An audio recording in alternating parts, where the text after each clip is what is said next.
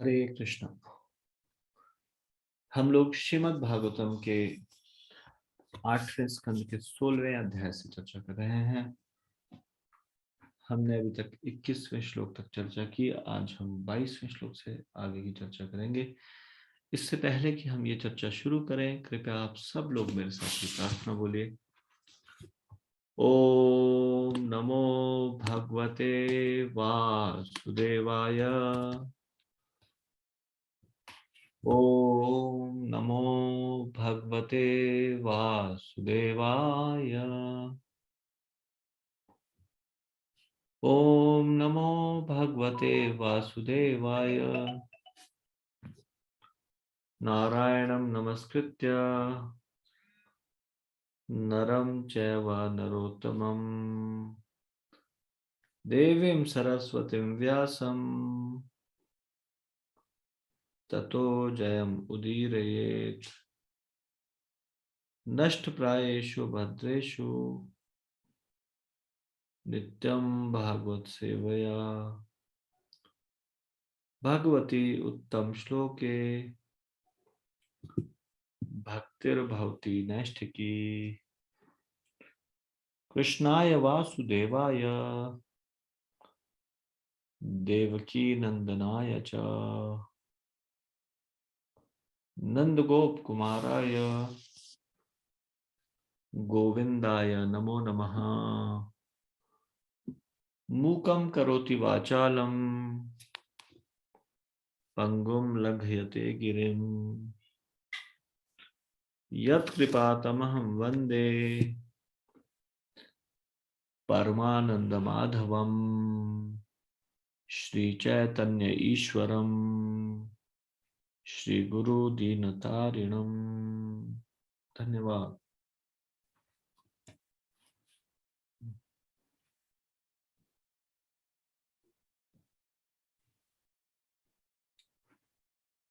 पहले 17 श्लोकों में अदिति के दुख का कारण, फिर 18 से 21 श्लोकों में कश्यप मुनि का अदिति को सुझाव विष्णु की भक्ति करने के लिए, यह हमने अभी तक चर्चा की है। अब 22वें श्लोक से 62वें श्लोक तक कश्यप मुनि अदिति को पयोव्रत के बारे में बताते हैं।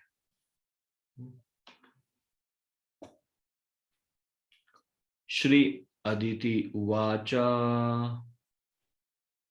केनाहं विधिना ब्रह्मन् उपस्थास्थे जगत्पतिं यथा मे सत्य संकल्पः विदध्यात सह मनोरथम।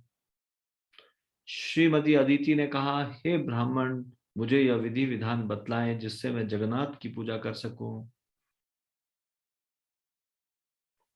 जगतपतिम, जगतपतिम मतलब जगत के स्वामी जगन्नाथ भगवान, और भगवान मुझसे प्रसन्न होकर मेरी समस्त इच्छाओं को पूरा कर दें। क्या है अदिति की इच्छा? ऐश्वर्य वापस आ जाए, जो उनके देवताओं का पद छिन गए हैं, वो उन्हें ऐश्वर्य वापस मिल जाए। तो कह रहे हैं कि भगवान की कैसे पूजा करूं मैं कि जिससे मेरी सारी इच्छा पूरी हो जाए। तात्पर्य कहा गया है, आपन चेती होत नहीं, प्रभु चेती तत्काल। सुना हुआ है आपने ये मुहावरा, लोकोक्ति? कई बार इसको इस तरह से भी बोलते हैं।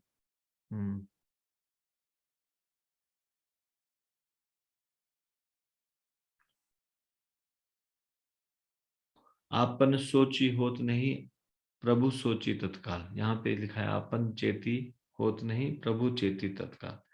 इस तरह कोई मनुष्य अनेक वस्तुएं चाह सकता है, किंतु जब तक भगवान इन इच्छाओं को पूरा नहीं करते तब तक वे पूरी नहीं हो पाती। मैन प्रपोजेस, गॉड डिस्पोजेस, अंग्रेजी में भी कहावत।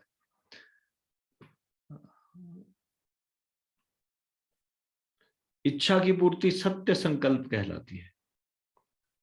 यहां पर सत्य संकल्प शब्द अत्यंत महत्वपूर्ण है।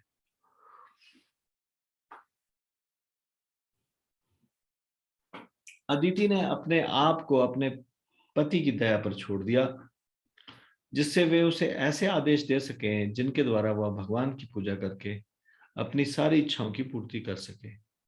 शिष्य को पहले तय करना चाहिए कि मैं परमेश्वर की पूजा करूंगा, तभी गुरु अपने शिष्य को सही निर्देश देगा।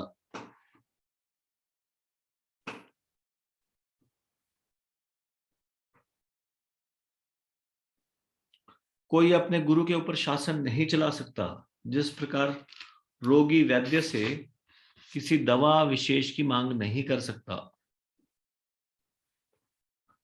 कोई पेशेंट ऐसे बोल सकता है, डॉक्टर साहब मुझे ये दवाई दीजिए। डॉक्टर बोलता है कि डॉक्टर मैं हूं या तुम, लेट मी डिसाइड तुम्हारे को कौन सी दवाई देनी है। हम्म? कोई ये कह सकता है, डॉक्टर साहब उसको तो आपने मीठी दवाई दी और मुझे कड़वी दवाई दी। हम्म? जिससे जो ठीक होगा उसको वो दवाई दी जाती है ना। हाँ, मीठी हो या कड़वी उससे क्या ले मतलब। हम्म? जिस प्रकार से डॉक्टर के पास हम इस प्रकार से विशेष दवा की मांग नहीं कर सकते, उस प्रकार गुरु के पास भी हम विशेष निर्देश दीजिए मुझे ऐसा नहीं बोल सकते। मैं तो गुरु महाराज ये ही करूंगा, बस यही सेवा करूंगा। हाँ, क्या मतलब फिर गुरु शिष्य का? गुरु शिष्य को बताएगा या शिष्य गुरु को बताएगा क्या चीज सही है क्या चीज गलत है? हम्म? दोष देखना किसका काम है, गुरु का या शिष्य का? गुरु का कार्य है। गुरु बताएगा कि ये चीज कैसे सुधार करनी चाहिए, ना कि शिष्य। तो कोई भी अपने गुरु के ऊपर शासन नहीं चला सकता। वैसे ही यहाँ पे हम देखते हैं अदिति उनके ऊपर शासन नहीं चला रही है, टोटली सरेंडर कर रही है। मेरी प्रॉब्लम सॉल्व कैसे हो, आप जैसा डिसाइड करें वैसा। हाँ, आई एम इन एंग्जाइटी, मैं कष्ट में हूं, परेशानी में हूं, आप मेरी समस्या को दूर करें।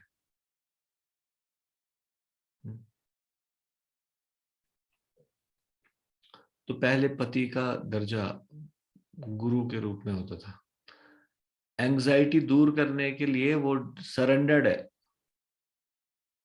और अभी समय बदल गया है। अभी एंग्जाइटी देने का कार्य करते हैं दोनों, मतलब पति पत्नी को, पत्नी पति को। हाँ, यहाँ शी इज टोटली सरेंडर्ड। कैसे एंग्जाइटी दूर हो। हम्म? तो यहाँ पे प्रभुपाद जी बता रहे हैं, यही भगवान की पूजा का शुभारंभ है, जैसा कि भगवत गीता 7वें अध्याय के 16वें श्लोक में पुष्टि की गई है। चतुर्विदा भजन्ते माम जनाः सुकृतिनो अर्जुन, आर्तो जिज्ञासुर अर्थार्थी ज्ञानी च भरतर्षभ।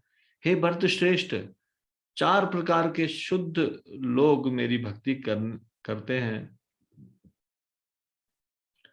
आर्त, आर्त होता है जो दुख से पीड़ित हो। इतना कष्ट है लाइफ में, इतनी एंग्जाइटी है, इतनी टेंशन है, तो सोचते हैं संसार में कहीं पे एंग्जाइटी दूर नहीं हो रही। भगवान की शरण में थोड़ा उनको होप दिखती है कि नहीं, एंग्जाइटी दूर हो सकती है। दुख से पीड़ित होकर भगवान की शरण में आने वाले लोग, ये है आर्त। धन के इच्छा से भगवान के पास आने वाले लोग, ये है अर्थार्थी। एक जिज्ञासा से ये संसार कैसे बना, क्या है ये, क्या ये चक्कर क्या है, सारे के सारे लोग मर के कहाँ जाते हैं, बार बार पैदा हो जाते हैं, ये है क्या? ये है जिज्ञासु लोग। हाँ, they just want to solve the mystery of this material world. इस संसार की मिस्ट्री क्या है?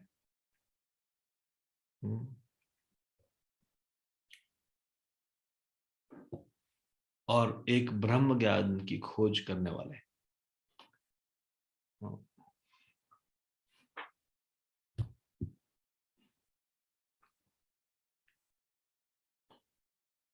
ज्ञानी, आर्त, अर्थार्थी, जिज्ञासु और ज्ञानी। परम सत्य को जानना चाहते हैं, जो परम सत्य भगवान की शरण में शरण ग्रहण करते हैं। अदिति आर्त अर्थात विपदाग्रस्त थी। वे अत्यंत दुखी थी क्योंकि उनके पुत्र देवतागण हर वस्तु से वंचित हो चुके थे। अतः वे अपने पति कश्यप मुनि के निर्देशन में भगवान की शरण लेना चाह रही थी।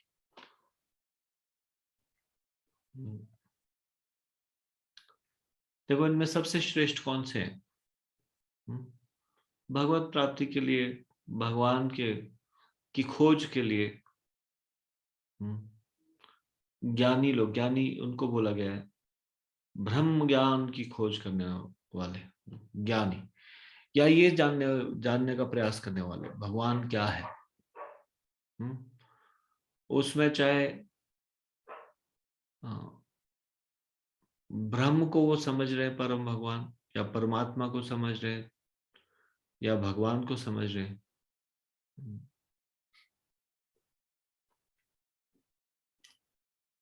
ये है ज्ञानी।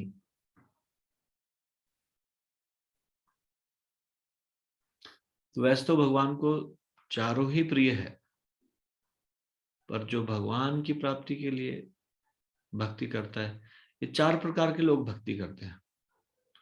अब ये भी भक्ति करना चाहती है। कौन? अदिति। कष्ट क्या है, दुख क्या है?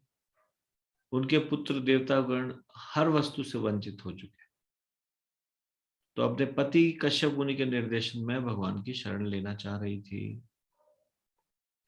वो कहती है, आदिशा त्वम द्विज श्रेष्ठ।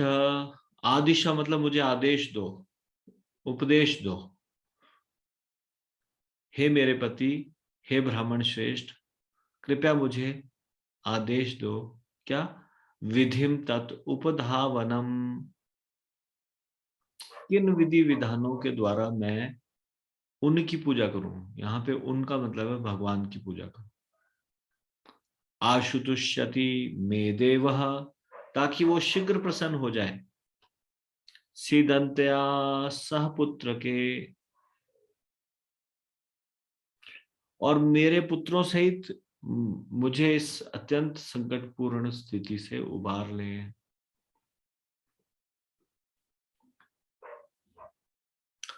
तात्पर्य, कभी कभी अल्पज्ञ व्यक्ति यह पूछते हैं कि क्या आध्यात्मिक उन्नति हेतु भक्ति करने के लिए उन्हें गुरु के पास जाकर शिक्षा ग्रहण करनी चाहिए?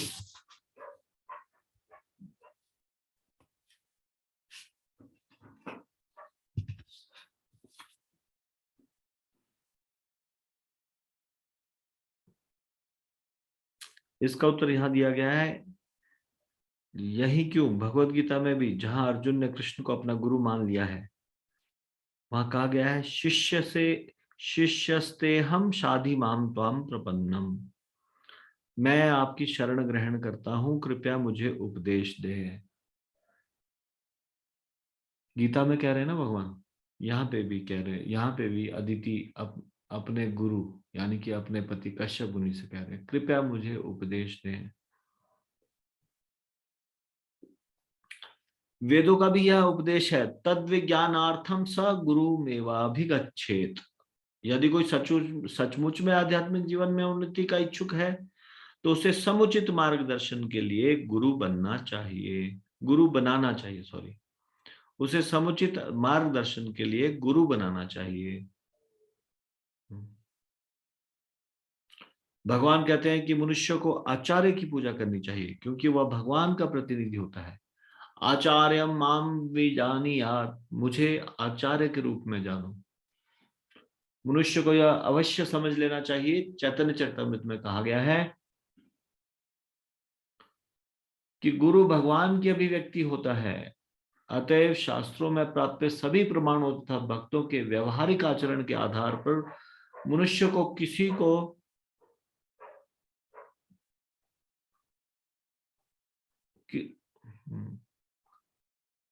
व्यवहारिक आचरण के आधार पर मनुष्य को किसी को बनाना चाहिए। अदिति ने अपने पति को अपना गुरु मान लिया जिससे वे उसका मार्गदर्शन कर सके।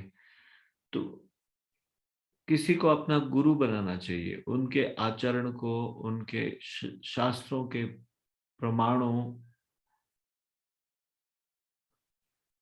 और भक्तों के व्यवहारिक आचरण को देखकर अदिति ने अपने पति को अपना गुरु मान लिया जिससे वे उसका मार्गदर्शन कर सके। किस तरह भगवान की पूजा करके आध्यात्मिक चेतना या भक्ति में प्रगति करनी चाहिए।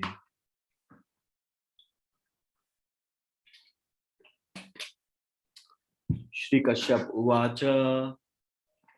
कश्यप मुनि ने कहा, एतन्मे भगवान पृष्टः प्रजा कामस्य पद्मजः यदाहते प्रवक्ष्यामि व्रतम केशवतोषणम। जब मुझे संतान की इच्छा हुई तो मैंने कमल पुष्प से उत्पन्न होने वाले ब्रह्मा जी से जिज्ञासा की। अब मैं तुम्हें वही विधि बतलाऊंगा जिसका उपदेश ब्रह्मा जी ने मुझे दिया था और जिससे भगवान केशव तुष्ट होते हैं। देखिए, संतान प्राप्ति के लिए ब्रह्मा जी से उपदेश ले रहे हैं और ब्रह्मा जी उपदेश दे रहे हैं कुछ। अब कलयुग में तो ये पयोव्रत कोई कर नहीं पाता, लेकिन पहले के समय में पयोव्रत करते थे। इस प्रकार से एक आदर्श संतान उत्पन्न होती थी। संतान ऐसे उत्पन्न नहीं हो जानी चाहिए कुत्ते बिल्लियों की तरह। प्रॉपर संस्कार के माध्यम से संतान उत्पन्न होनी चाहिए। संस्कार, गर्भाधान संस्कार के माध्यम से।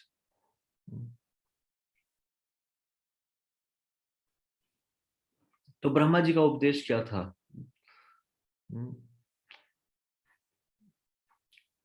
अगले श्लोक में बताया है। यहाँ तात्पर्य में बोला गया, यहाँ पर भक्ति योग की विधि की और अधिक व्याख्या की गई है। कश्यप मुनि अदिति को उसी विधि का उपदेश करना चाहते थे जिसकी संस्तुति ब्रह्मा जी द्वारा भगवान को तुष्ट करने के लिए की गई थी। यह महत्वपूर्ण है। गुरु अपने शिष्य को उपदेश देने के लिए किसी नई विधि का निर्माण नहीं करता। यदि आपने मिस कर लिया तो दोबारा से सुनिए, ये इंपॉर्टेंट है। गुरु अपने शिष्य को उपदेश देने के लिए किसी नई विधि का निर्माण नहीं करता।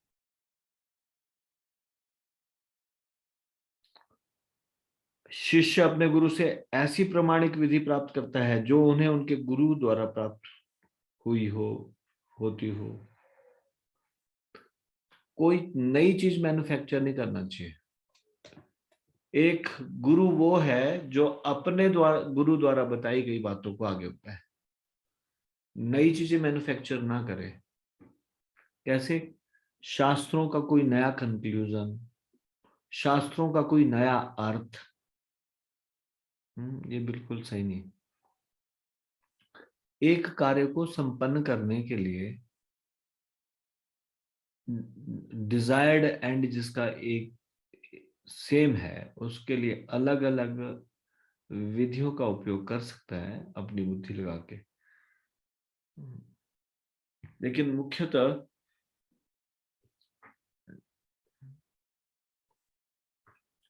जो कंक्लूजन है उसको चेंज नहीं करता है, शास्त्रों के कंक्लूजन को।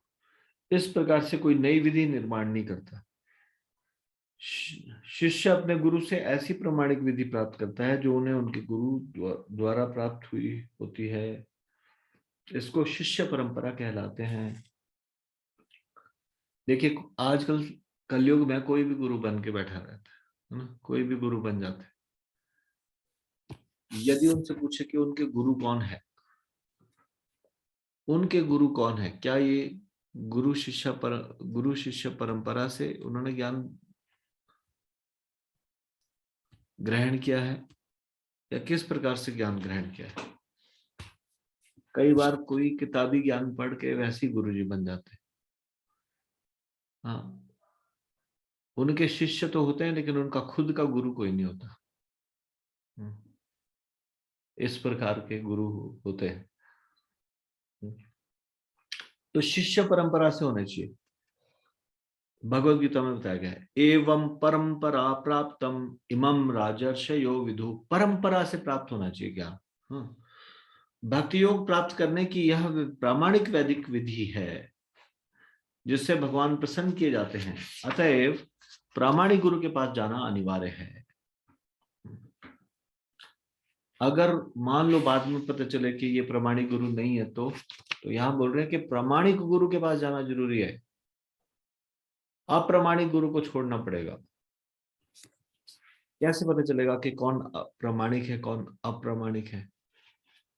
कई बार कोई इतने सेंटिमेंटल अटैचमेंट हो जाती है गुरु, या फिर कईयों के मन में ये धारणा हो जाती है कि गुरु एक बार बना दिया, बाद में पता चला वो फ्रॉड है, तो अब बोलते गुरु नहीं छोड़ सकते। बस ना, एक बार गुरु बना दिया, गुरु को नहीं छोड़ेंगे, चाहे वो बेड़ा गर्क कर दे, उनका खुद का भी करे और उनका भी करे, लेकिन गुरु बना दिया, अब गुरु नहीं छोड़ेंगे। प्रामाणिक गुरु होना आवश्यक है। प्रामाणिक, इसके लिए पता होना चाहिए प्रामाणिक गुरु क्या है। गुरु शिष्य परंपरा से होना चाहिए। हाँ, इसके बारे में हमने इवनिंग में भगवत गीता ज्ञान प्रबोधनी में डिस्कस किया था। प्रामाणिक गुरु के क्या लक्षण होते हैं? प्रामाणिक गुरु वह है जिसे अपने गुरु की कृपा प्राप्त हुई होती है। इसी तरह वह गुरु भी प्रामाणिक होता है क्योंकि उसे अपने गुरु की कृपा प्राप्त हुई होती है। यानी कि उनके गुरु को उनके गुरु से कृपा मिली हो, उनके गुरु को उनके गुरु से, यानी कि गुरु शिष्य परंपरा में होना चाहिए वो व्यक्ति। यह परंपरा पद्धति कहलाती है। इस परंपरा पद्धति का पालन किए बिना गुरु से प्राप्त किए हुए मंत्र का उच्चारण निरर्थक होता है। आजकल न जाने कितने धूर्त गुरु हैं जो आध्यात्मिक उन्नति के लिए नहीं अपितु भौतिक उन्नति के लिए अपने मंत्र गढ़ लेते हैं, किंतु यदि मंत्र गढ़ा हुआ रहता है तो वह कभी सफल नहीं हो सकता। मंत्रों में तथा भक्ति योग में विशेष शक्ति होती है, बशर्ते कि उन्हें प्रामाणिक व्यक्ति से प्राप्त किया जाए।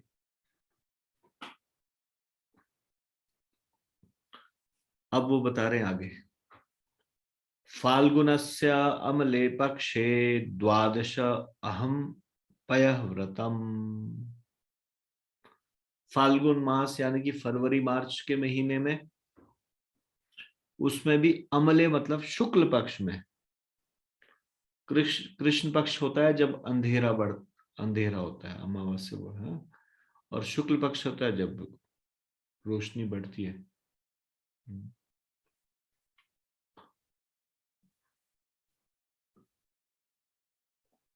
शुक्ल पक्ष में द्वादशी तक के 12 दिनों तक मनुष्य को केवल दूध पर आश्रित रहकर व्रत रखना चाहिए और भक्ति पूर्वक कमल नयन भगवान की पूजा करनी चाहिए। यानी कि 12 डेज, द्वादशी तक, प्रतिपदा से, पहले दिन से केवल और केवल दूध के ऊपर रहना।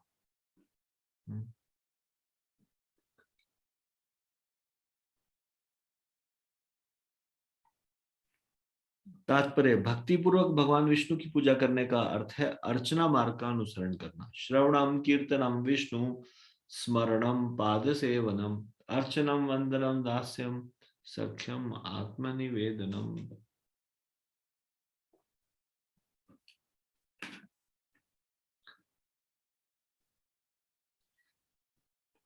मनुष्य को भगवान विष्णु या कृष्ण की अर्चा विग्रह की स्थापना करके, उन्हें वस्त्र आभूषित करके, फूलों की मालाओं से अलंकृत करके पूजन करना चाहिए और फल फूल तथा घी शक्कर और अन्न से तैयार किए गए सभी प्रकार के भोजन अर्पित करने चाहिए और घंटी बजाते हुए उसकी आरती करनी चाहिए और दीप जलाकर अगरु इत्यादि समर्पित करना चाहिए। यह भगवान की पूजा अर्चना कहलाती है। यहाँ पर संस्तुति की गई है कि केवल दूध पीकर व्रत रखा जाए, यह पयोव्रत कहलाता है। अब पयोव्रत के बारे में बता रहे हैं ना, पयोव्रत का मतलब ही है दूध पान हो जिसमें, दूध पान, ये पयोव्रत है, दूध पीकर। जिस प्रकार हम लोग सामान्यतः एकादशी को अन्न न खाकर भक्ति करते हैं, उसी तरह यह संस्तुति की जाती है कि द्वादशी के दिन दूध के अतिरिक्त और कुछ ना खाया पिया जाए। पयोव्रत तथा भगवान की अर्चन भक्ति शुद्ध भक्ति भाव से की जानी चाहिए। भक्ति के बिना भगवान की पूजा नहीं की जा सकती। भक्त्या माम अभिजानाति यावन यश्चास्मि तत्वतः। यदि कोई भगवान को जानना चाहता है और भगवान से सीधे जुड़ना चाहता है, तो वह यह जानकर कि वे क्या खाते हैं, किस तरह प्रसन्न होते हैं, भक्तियों का पालन करे। जैसी यहाँ पर भी संस्तुति की गई है, भक्त्या परम यान्वितः। मनुष्य को शुद्ध भक्ति से परिपूर्ण होना चाहिए।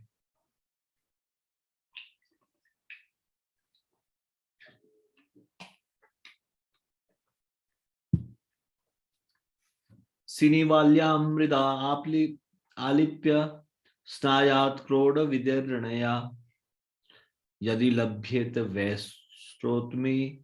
स्रोतसी एतम मंत्रम उदीरयेत। यदि सुअर द्वारा खोदी गई मिट्टी उपलब्ध हो तो अमावस्या के दिन अपने शरीर पर इस मिट्टी का लेप करें और बहती नदी में स्नान करें। स्नान करते समय निम्नलिखित मंत्र का उच्चारण करें। तो ये कैसे व्रत है जिसमें शुरुआत ही हो रही है सुअर के द्वारा खोदी गई मिट्टी। कौन ढूंढे, कहां से लाए सुअर के द्वारा। और सुअर इतना गंदा जीव,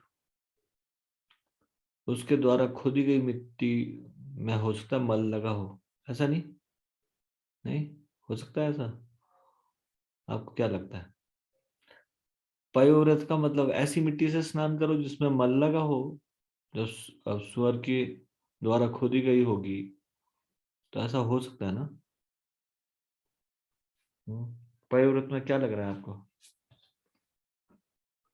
इससे क्या समझते हैं आप? क्यों लिखा है ऐसा, सुअर के द्वारा खोदी गई मिट्टी लेके आओ, ऐसा क्यों लिखा?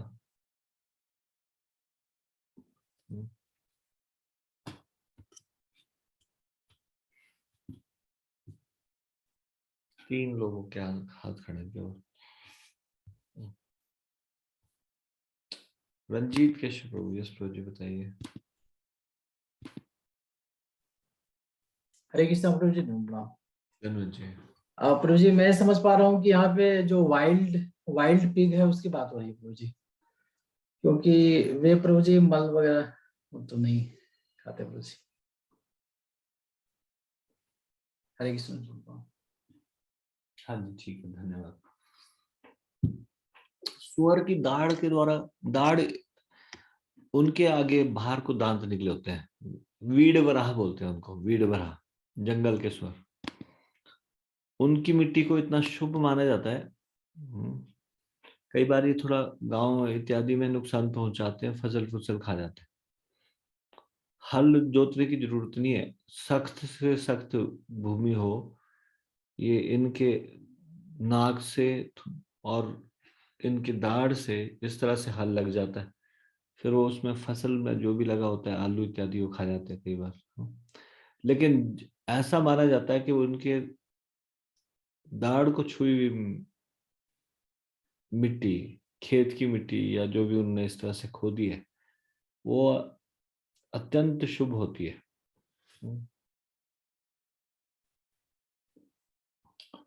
तो वो वीड वराह की बात की गई है, ये जो शहर के सुअर है उनकी बात नहीं की गई।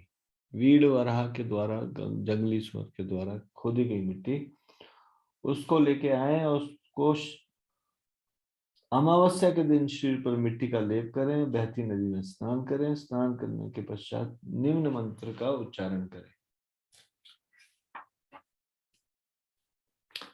त्वं देवी आदि वराहेण रसाया स्थानम इच्छता उद्धृतासि नमः तुभ्यं पापमानं मे प्रणाशयः। हे माता पृथ्वी, तुम्हारे द्वारा ठहरने के लिए स्थान पाने की इच्छा करने पर भगवान ने वराह रूप में तुम्हें ऊपर निकाला था। मैं प्रार्थना करता हूं कि कृपा करके मेरे पापी जीवन के सारे फलों को आप विनष्ट कर दें। मैं आपको सादर नमस्कार करता हूं।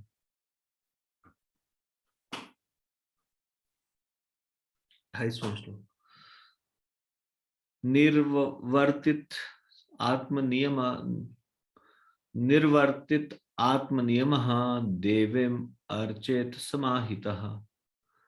अर्चायां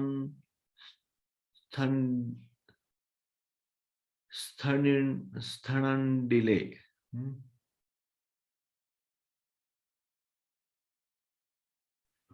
अर्चायां स्थंडिले सूर्य जले वहनो गुरा वपि। तत्पश्चात वो अपने नित्य तथा नैमित्तिक आध्यात्मिक कार्य करे और तब बड़े ही मनोयोग से भगवान के अर्चा विग्रह की पूजा करे। साथ ही वेदी, सूर्य, जल, अग्नि तथा गुरु को भी पूजे। नमस्तुभ्यं भगवते पुरुषाय महीयसे सर्वभूत निवासाय वासुदेवाय साक्षिणे। हे भगवान, हे महानतम, हे सबके हृदयों में वास करने वाले तथा जिनमें सभी जीव वास करते हैं, हे प्रत्येक वस्तु के साक्षी, हे सर्वश्रेष्ठ एवं सर्वव्यापी पुरुष वासुदेव, मैं आपको सादर नमस्कार करता हूं।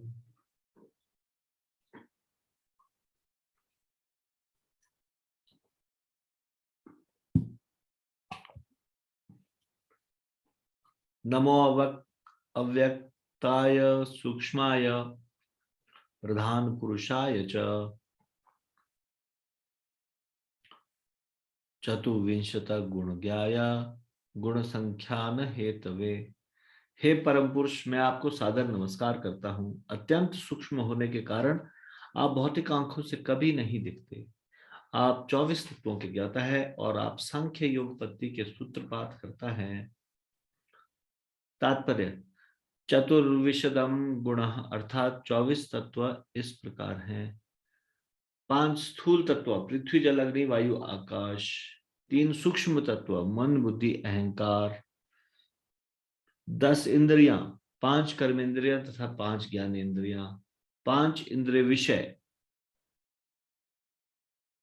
और दूषित चेतना। ये है 24 तत्व। आप 24 तत्वों के ज्ञाता है। 24 तत्व क्या है? अगर आपको ये कंफ्यूजन है, इसको हमेशा के लिए कंफ्यूजन मिटा दीजिए, नोट कर लीजिए।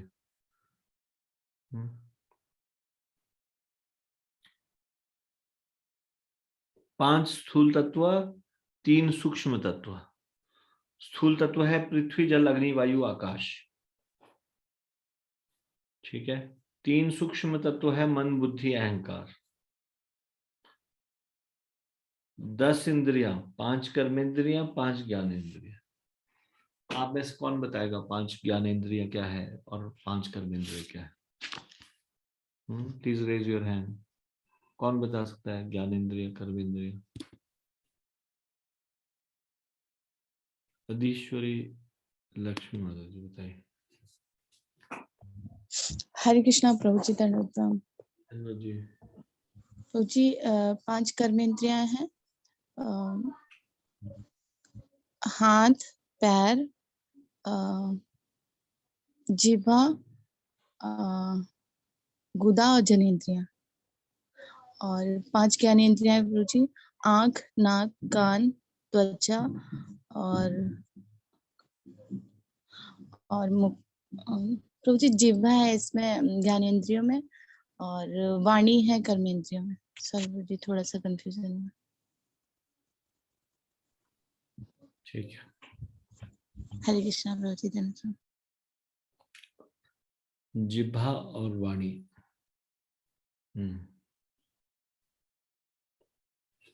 तो कर्मेंद्रिय दोबारा से बोलिए।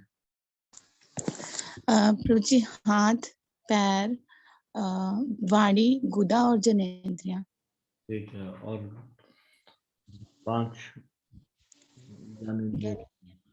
प्रभु जी आँख, नाक, कान, जिह्वा और त्वचा।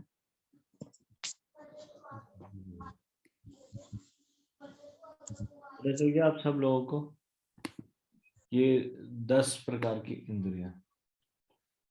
5 स्थूल तत्व, पृथ्वी जल अग्नि वायु आकाश, 3 सूक्ष्म तत्व, फिर 10 इंद्रियां। अब 5 इंद्रिय विषय। 5 इंद्रिय विषय क्या है, कौन बताएगा? प्लीज रेज योर हैंड, हाथ खड़ा कीजिए। 5 इंद्रिय विषय क्या है?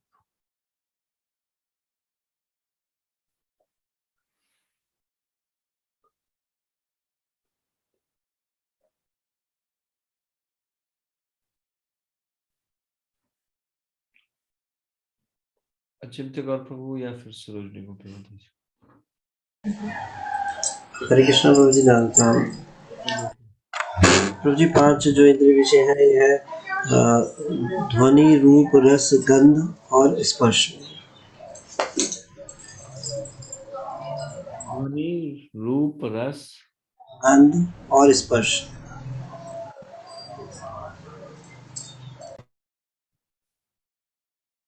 क्लियर हो गया सब लोगों को?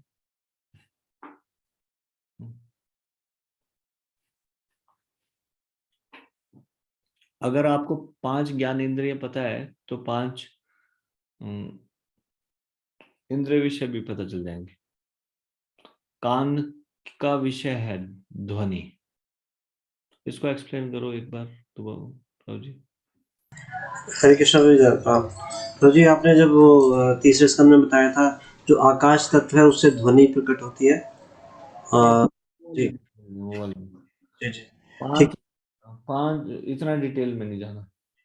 प्रभु जी। 5 इंद्रिय विषय क्या है, कौन सी इंद्रिय का क्या विषय है, बस इतना ही बताना है। जो आपने अभी बताया है जी जी, 5 विषय, उसको इंद्रियों के साथ जोड़ दीजिए, बस इतना ही बताइए। कान से प्रभु जी श्रवण करते हैं तो ध्वनि, और नासिका से प्रभु जी गंध को सूंघते हैं तो वो हो गया गंध, मतलब नासिका से। और जीवा से प्रभु जी स्वाद को ग्रहण करते हैं तो रस हो गया। और त्वचा से हम स्पर्श करते हैं, मतलब हाथ से इस प्रकार से या बॉडी से। और रूप प्रभु जी आंखों से हम देखते हैं तो वो रूप हो गया इन आंखों से। अभी समझ में आ गया सब लोगों को? 5 ज्ञानेंद्रिय के 5 विषय क्या है, इंद्रिय विषय क्या है? 5 इंद्रिय विषय तो हम 5 ज्ञान इंद्रियों के। कौन बताएंगे? कोई एक और डायरेक्टली अनम्यूट करके बोल सकता है, कोई भी व्यक्ति जिसको कॉन्फिडेंस है। हरे कृष्णा प्रभु जी, जानता हूँ धन्यवाद जी, बोलो। प्रभु जी रूप, रस, गंध, स्पर्श, ध्वनि। हरे कृष्णा प्रभु। रूप, रस, गंध, स्पर्श, ध्वनि को जोड़ के बताइए ज्ञान इंद्रिय। यस प्रभु जी रूप आंखों के द्वारा प्रभु जी, रस जिह्वा के द्वारा, रूप रस प्रभु जी, ध्वनि कानों से, और फिर प्रभु जी नासिका से गंध, और त्वचा से प्रभु जी स्पर्श। हरे कृष्ण प्रभु। ठीक है, सबको हो गया क्लियर? तो ये 23 हो गए टोटल, और अब 24वां है ये हमारी चेतना। यहाँ पे दूषित चेतना लिखा है क्योंकि सामान्यतः जीवों की दूषित चेतना है, इसलिए। अन्यथा इसको चेतना भी कहा जा सकता है, सिर्फ कॉन्शियसनेस। ये है 24 तत्व। ठीक है,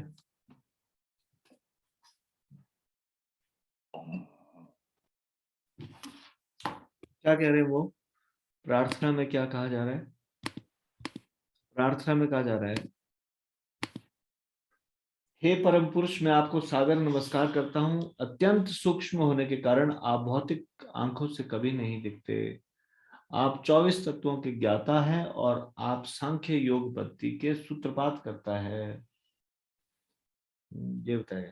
तो हम तात्पर्य पढ़ रहे थे इसमें हमने ये 24 तत्वों के बारे में चर्चा की। ये सांख्य योग के विषय हैं, जिसका सूत्रपात भगवान कपिल द्वारा हुआ है। देखिए, भगवान 24 तत्वों के ज्ञाता है, तो इन 24 तत्वों का वर्णन और 24 तत्वों के बारे में विस्तार में ये बताया, ये सांख्य योग का विषय है। सांख्य योग में इन 24 तत्वों के बारे में बताया जाता है। तो इसका सूत्रपात किसने किया? भगवान कपिल देव।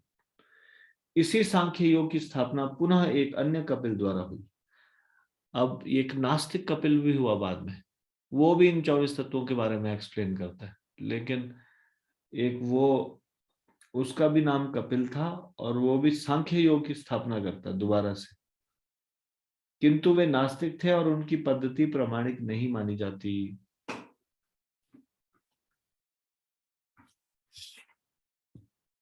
नमो द्विशीर्षणे त्रिपदे चतुश्रृंगाय तंतवे सप्तहस्ताय यज्ञाय त्रियविद्यात्मने नमः। हे भगवान, मैं आपको सादर नमस्कार करता हूं, जिनके 2 सिर, 3 पांव, 4 सींग और 7 हाथ है। ऐसा क्यों कहा गया? प्रभुपाद जी एक्सप्लेन कर रहे हैं। यहां तो इतना ही बताया गया ना, सिर्फ एक्सप्लेन नहीं किया गया, बस द्विशीर्ष बोल दिया गया। तो 2 सिर कैसे हो गए भगवान के? 4 सींग, भगवान के सींग होंगे ये, फिर के ये इमेजिन करके लगता है कि ऐसे सींग तो ऐसे दिखाते हैं, असुरों के होते सींग। हाँ, तो यहाँ पे इसको एक्सप्लेन कर रहे हैं प्रभुपाद जी। यहाँ उनका कहने का मतलब है, हे भगवान, मैं आपको सादर नमस्कार करता हूं, जिनके 2 सिर मतलब प्रायणीय और उदानीय, 3 पांव मतलब सवंत्रय, 4 सिंह मतलब 4 वेद, 7 हाथ मतलब सप्त छंद और गायत्री है। मैं आपको नमस्कार करता हूं, जिनका हृदय तथा आत्मा तीनों वैदिक कांडों, कर्म कांड, ज्ञान कांड और उपासना कांड है,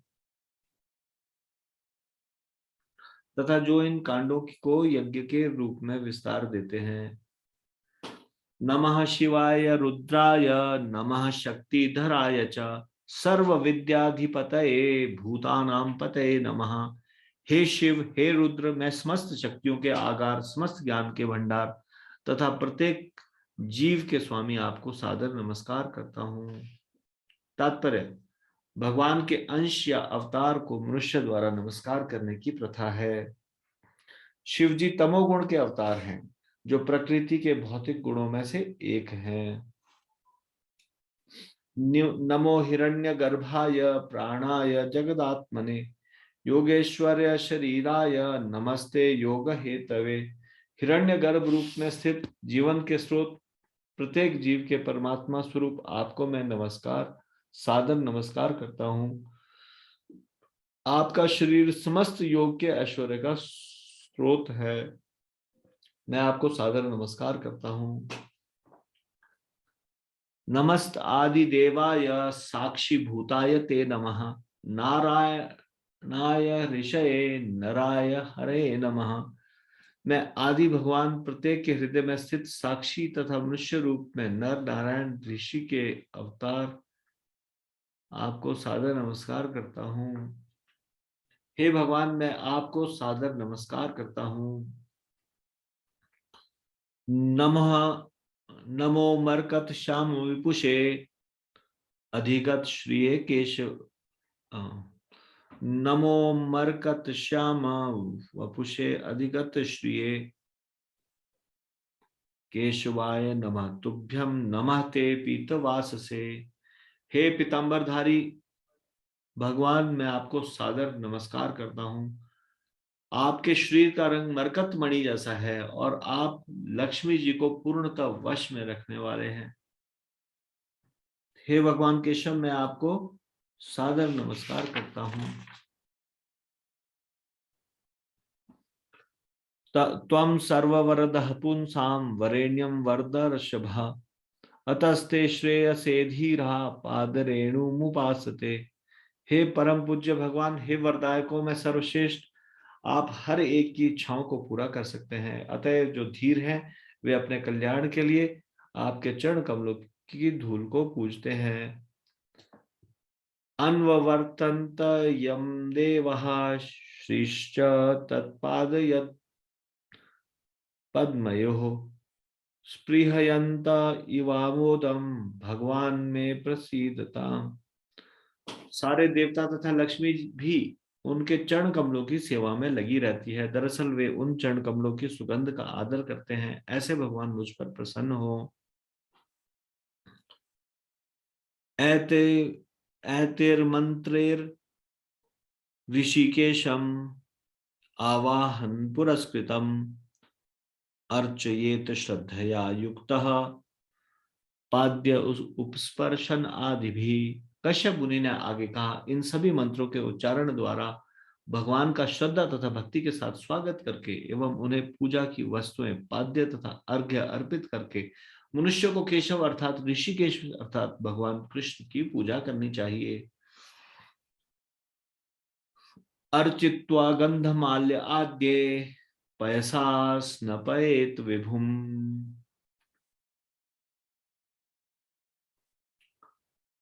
वस्त्रोपवीत आभरण पाद्य उपस्पर्शने ततः गंधधूप आदि भी अर्चेत द्वादश अक्षर विद्या। सर्वप्रथम भक्त को द्वादश अक्षर मंत्र का उच्चारण करना चाहिए।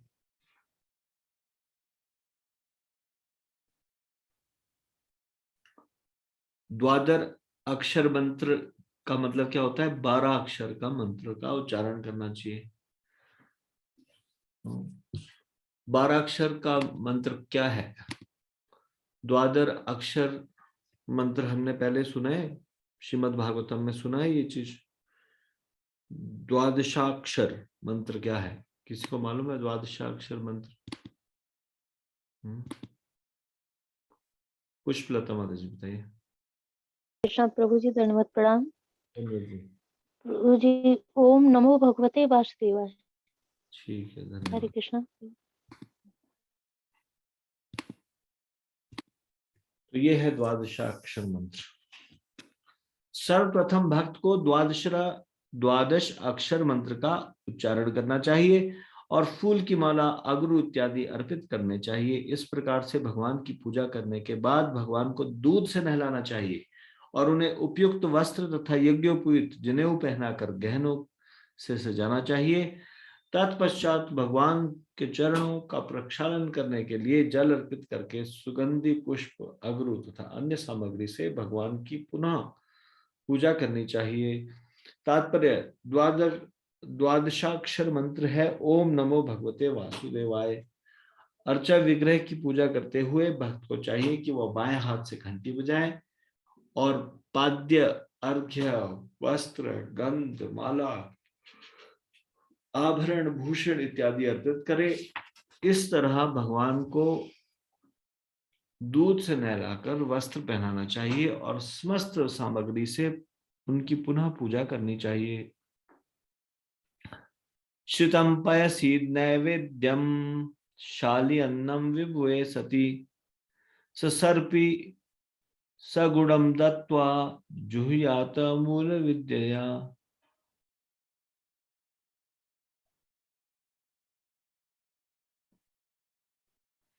यदि सामर्थ्य हो तो भक्त अर्चा विग्रह पर दूध में घी तथा गुड़ के साथ पकाए चावल अर्थात खीर चढ़ाएं। उसी मूल मंत्र का उच्चारण करते हुए यह सामग्री अग्नि में डाली जाए। निवेदितम तत्भक्ताय दद्यात भुंजित वा स्वयं दत्वा आचनम अर्चित्वा तांबूलम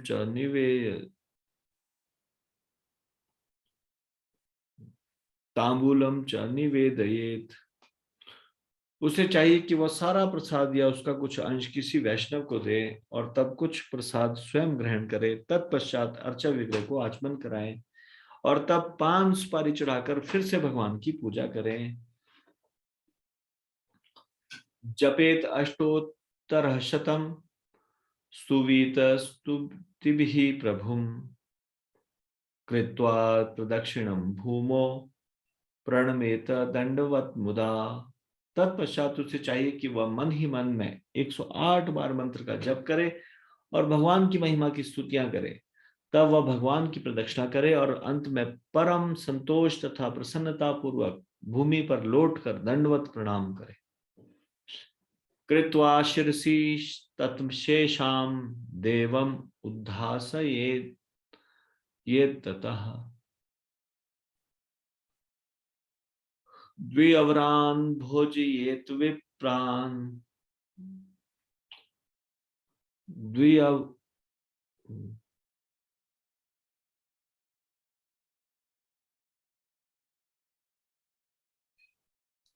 द्विअवरान् भोजयेत विप्रान् पायसेन यथा उचितम। अर्चा विग्रह पर चढ़ाए गए जल तथा सभी पुष्पों फूलों को अपने सिर से छूने के बाद उन्हें किसी पवित्र स्थान पर उड़ेल दे। तब कम से कम 2 ब्राह्मणों को खीर का भोजन कराएं।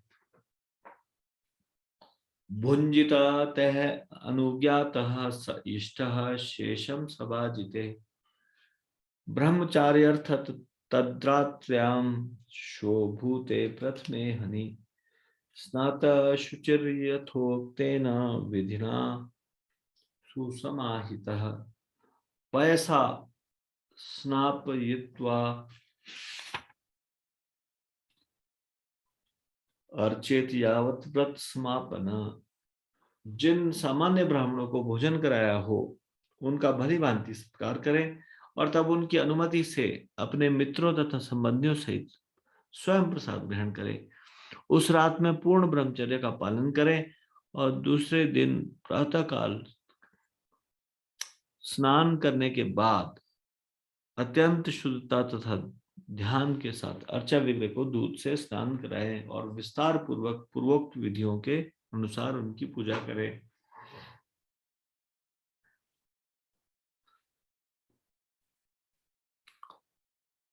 पयो भक्षो व्रतम इदम चरे द्विष्णवर्चनादृता पूर्वत जुहुयात अग्निम ब्राह्मणांच अपि भोजयेत। केवल दूध पान करके और श्रद्धा तथा भक्ति पूर्वक भगवान विष्णु की पूजा करते हुए भक्त इस व्रत का पालन करें। उसे चाहिए कि वह अग्नि में हवन करें और पूर्वोक्त विधि से ब्राह्मणों को भोजन कराएं।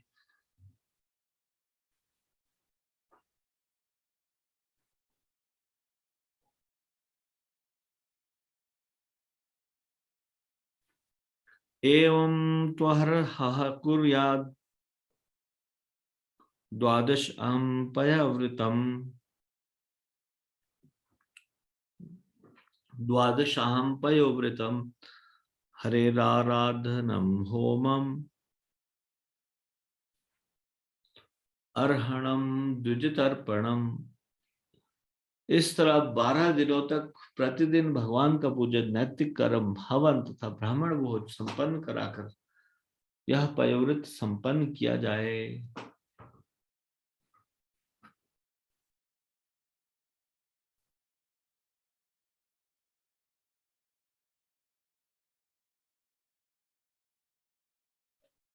तो देखो कितना कठिन है। 12 दिन तक केवल दूध पर रहना है, प्रतिदिन भगवान का पूजन है, नैतिक कर्म, हवन, ब्राह्मण भोजन संपन्न कराकर फिर ये पयोव्रत संपन्न किया जाए। प्रतिपद्दिनम आरभ्य यावत् शुक्ल त्रयोदशीम ब्रह्मचर्यम अध स्वप्नम स्नानम त्रिसवनम चरेत। प्रतिपदा से लेकर अगले शुक्ल पक्ष की 13 शुक्ल त्रयोदशी तक पूर्ण ब्रह्मचर्य का पालन करें, फर्श पर सोएं, प्रतिदिन 3 बार स्नान करें और इस व्रत को संपन्न करें। वर्जेत असत आलापम भोगान उच्च आवचा।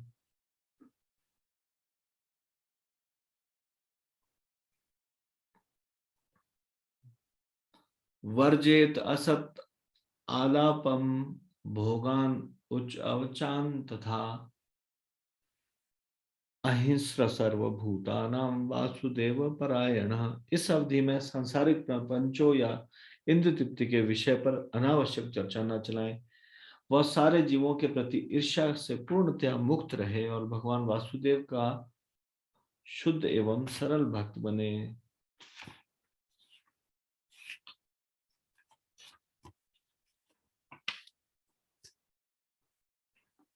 त्रयोदश्याम अथो विष्णु स्नपनम पंचके विभो कार्येत शास्त्र दृष्टेना विधिनाम विधि को विदे।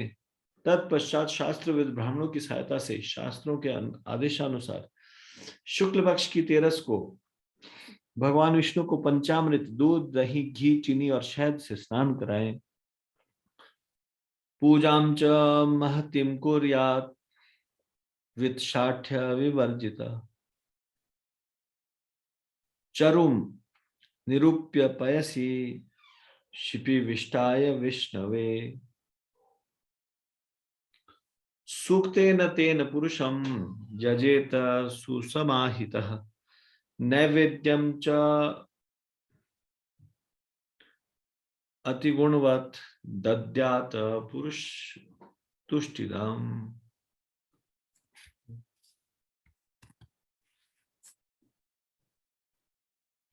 धन ना खर्च करने में कंजूसी की आदत छोड़कर अंतर्यामी भगवान विष्णु की भव्य पूजा का आयोजन करें। मनुष्य को चाहिए कि वह अत्यंत मनोयोग से घी में पकाए अन्न तथा दूध से आहुति हव्य तैयार करें और पुरुष सूक्त मंत्रोच्चार करें और विविध स्वादों वाले भोजन अर्पण करें। इस प्रकार मनुष्य को भगवान का पूजन करना चाहिए। आचार्यम ज्ञान संपन्नम वस्त्र आभरण धेनुभिः तोषयेत ऋत्विजः च एव तत्विधि आराधनम हरेः। मनुष्य को चाहिए कि वह वैदिक साहित्य में पारंगत गुरु आचार्य को तुष्ट करे और उनके सहायक पुरोहितों को जो होता उद्गाता अध्वर्यु तथा ब्रह्म कहलाते हैं उनको तुष्ट करे, उन्हें वस्त्र आभूषण तथा गायें देकर प्रसन्न करे। यही विष्णु आराधन अर्थात भगवान विष्णु की आराधना का अनुष्ठान है।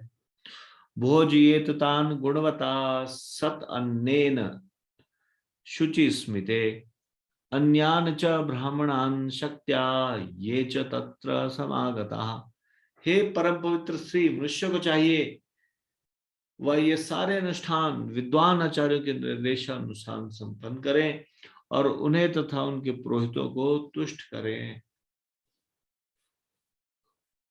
उसे चाहिए कि प्रसाद वितरण करके ब्राह्मणों को तथा वहां पर एकत्र हुए लोगों को भी तुष्ट करे।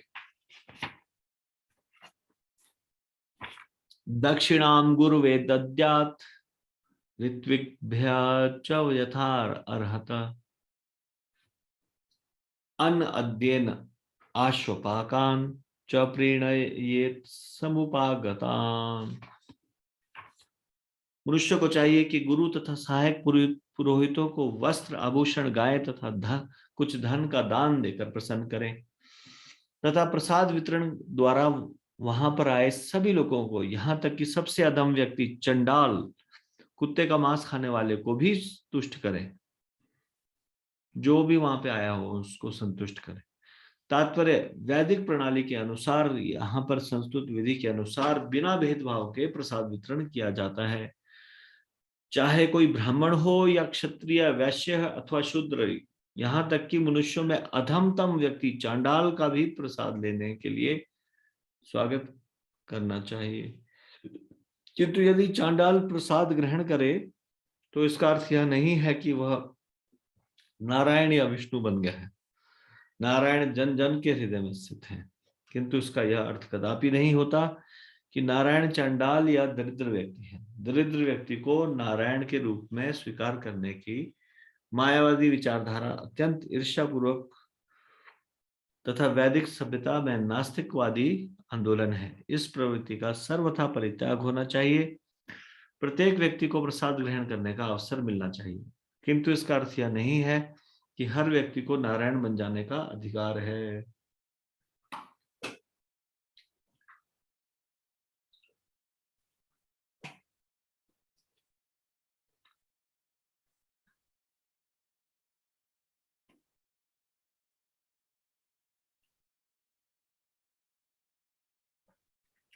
भुक्तवत्सु च सर्वेषु दीनान्ध कृपणादिषु विष्णोस्तत् प्रीणानम विद्वान भुंजिता सह बंधुभी। मनुष्य को चाहिए कि वह दरिद्र, अंधे, अभक्त तथा अब्राह्मण हर व्यक्ति को विष्णु प्रसाद बांटे, यह जानते हुए कि जब हर एक व्यक्ति पेट भरकर विष्णु प्रसाद पा लेता है तो भगवान विष्णु परम प्रसन्न होते हैं। यज्ञकर्ता को अपने मित्रों तथा संबंधियों के साथ साथ प्रसाद ग्रहण करना चाहिए।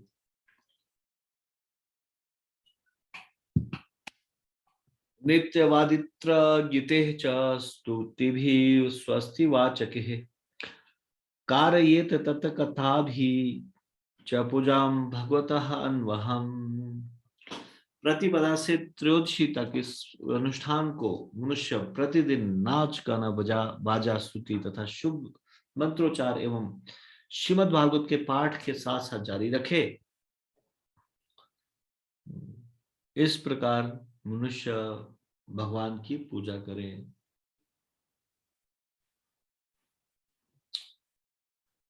एतत् पयव्रतं नाम पुरुष आराधनं परम पितामहेन अभिहितं मया ते समुदाहृतम्। यह धार्मिक अनुष्ठान पयोव्रत कहलाता है, जिसके द्वारा भगवान की पूजा की जा सकती है। यह ज्ञान मुझे अपने पितामह ब्रह्मा जी से मिला और अब मैंने विस्तार के साथ इसका वर्णन तुमसे किया। त्वं चानेन महाभागे सम्यक चीर्णेन केशवम् आत्मना शुद्ध भावेन नित्य आत्मा भज अव्ययम। हे परम भाग्यशालिनी, तुम अपने मन को शुद्ध भाव में स्थिर करके इस पयोव्रत विधि को संपन्न करो।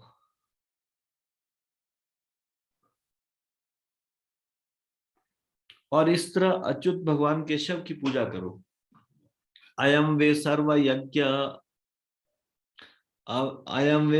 यज्ञाख्य सर्वव्रतमिति स्मृतम् तपसार्मिदं भद्रे दानम चेश्वर दानम च ईश्वर तर्पणम। यह पयोव्रत सर्वज्ञ भी कहलाता है। दूसरे शब्दों में इस यज्ञ को संपन्न कर लेने पर अन्य सारे यज्ञ स्वतः संपन्न हो जाते हैं। इसे समस्त अनुष्ठानों में सर्वश्रेष्ठ भी माना जाता है। हे भद्रे,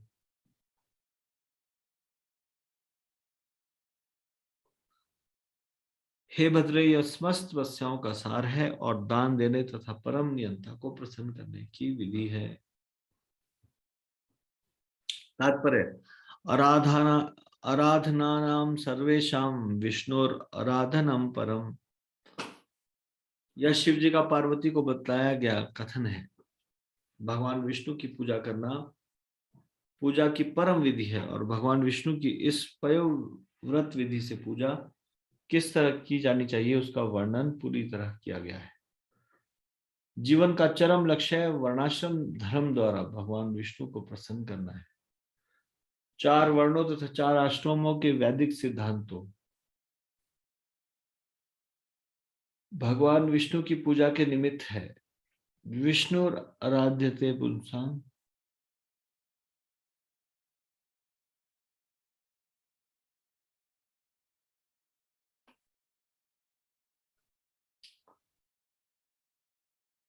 जीवन का चरम लक्ष्य वर्णाश्रम धर्म द्वारा भगवान विष्णु को प्रसन्न करना है। 4 वर्णों तथा 4 आश्रमों के वैदिक सिद्धांत भगवान विष्णु की पूजा के निमित्त है। विष्णु आराध्यते पुंसाम नान्यत ततोम कारणम। युग के अनुसार कृष्ण भावनामृत आंदोलन भी विष्णु आराधनम है। विष्णु आराधनम की पयोव्रत विधि बहुत काल पूर्व कश्यप मुनि ने अपनी पत्नी अदिति से स्वर्गलोक में कही थी और यही विधि आज भी धरालोक पर प्रमाणिक है।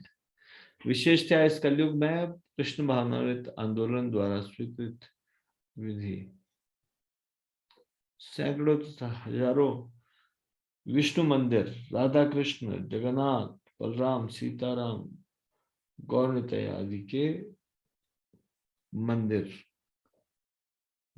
ये सारे विष्णु मंदिर खोलने की है। ऐसे विष्णु मंदिर में नियत पूजा संपन्न करना तथा इस तरह भगवान की पूजा करना यहाँ पर संस्तुत पयोवृत अनुष्ठान संपन्न करने के समान है।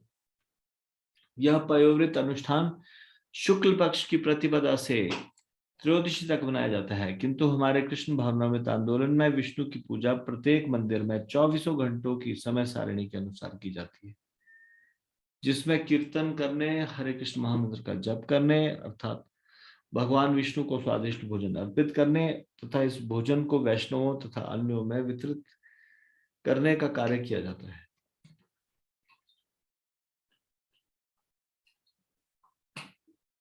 ये प्रामाणिक गतिविधियां हैं और यदि कृष्ण भावनामृत आंदोलन के सदस्य इन नियमों का दृढ़तापूर्वक पालन करें तो उन्हें पयोव्रत का पालन करने का सह लाभ प्राप्त होगा। इस तरह कृष्ण भावनामृत आंदोलन में सारे शुभ कार्यों तथा यज्ञ करना, दान देना, व्रत रखना, तपस्या करना इत्यादि का सार निहित है। इस आंदोलन के सदस्यों को चाहिए कि पूर्वोक्त विधि का पालन निष्ठापूर्वक तत्काल करें। निसंदेह सारे यज्ञ भगवान विष्णु को प्रसन्न करने के लिए हैं।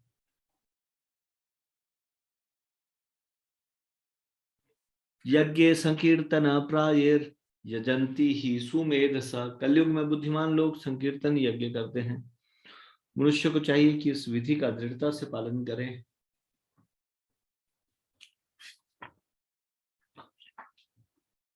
त एव नियमा साक्षात एव च यतो यमोत्तमा तपोदानम व्रतम यज्ञो येन तुष्यत्यधोक्षजः।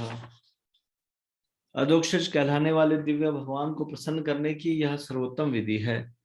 यह समस्त विधि विधानों में श्रेष्ठ है। यह सर्वश्रेष्ठ तपस्या है, दान देने की और यज्ञ की सर्वश्रेष्ठ विधि है। भगवत गीता के 18वें अध्याय के 66वें श्लोक में भगवान कहते हैं, सर्वधर्मान् परित्यज्य मामेकं शरणं व्रज अहं त्वां सर्व पापेभ्यो मोक्षयिष्यामि मा शुचः।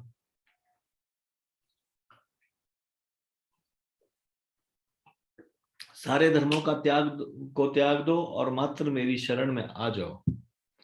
मैं सारे पाप में फलों से तुम्हारा उद्धार कर दूंगा, तुम डरो मत। जब तक भगवान की इच्छा अनुसार उन्हें प्रसन्न नहीं कर लिया जाता तब तक मनुष्य को अपने कर्मों से कुछ भी शुभ फल प्राप्त नहीं होगा। धर्म स्वानुष्ठितः पुंसाम विश्वक्सेन कथासु यः नोत्पाद्ये यदि रतिम श्रम एव ही केवलम। अपने पद के अनुसार किए गए मनुष्य के सारे वृत्तिपर कार्य व्यर्थ के श्रम है, यदि वे भगवान के संदेश के प्रति आकर्षण न उत्पन्न कर सके। श्रीमद् भागवतम के पहले स्कंद के दूसरे अध्याय का 8वां श्लोक।